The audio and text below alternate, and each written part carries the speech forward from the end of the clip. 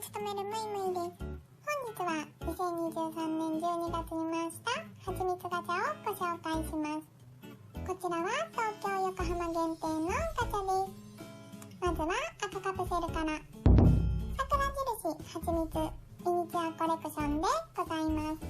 ラインナップははちみつオリゴ糖が2種、黒蜜はちみつ黒酢が各1種の全6種類、1回300円のガチャになります。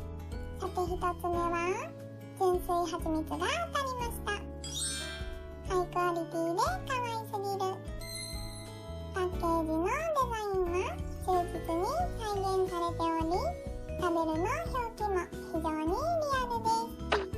キャップ部分の凹凸も忠実に再現されており、ボトルのはちみつ色も透明感があって素晴らしいです。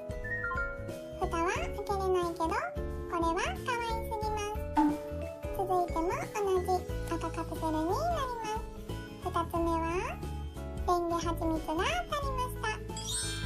こちらもパッケージはご覧のように表記も忠実に再現されており、キャップ部分には開け口まであります。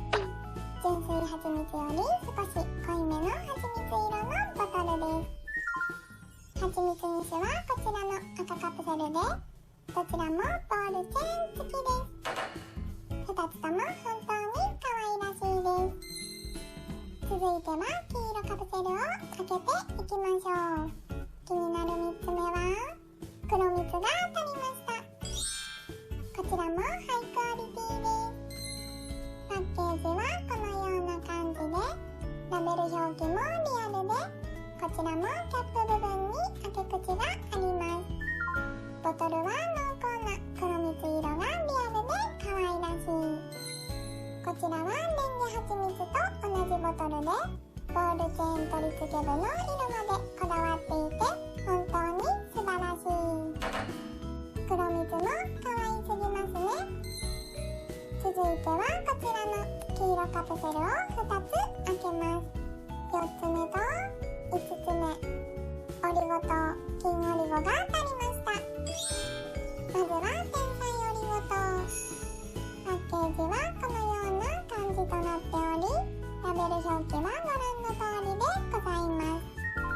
キャップ部分に開け口があり、ボトルは鉄鋼色で透明感があってとても綺麗です。続いて金オリゴ。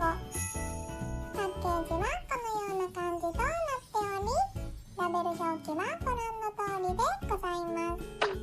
キャップ部分には切り取り線があり、こちらのボトルも同じく鉄鋼色となっております。わかりづらいですが、ボトルにはくぼみがあります。ボールチェーン取り合い部は鉄鋼色。こちらも2つとも可愛らしい。最後はこちら。こちらも黄色カプセル。ラストの6つ目ははちみつ黒酢が当たりました。これは想像以上の可愛さです。透明ベースのラベルが側面全面に貼られており、キャップ部分の凹凸もリアルで、プラスチック製なのにまるで本物の瓶のような作りとなっており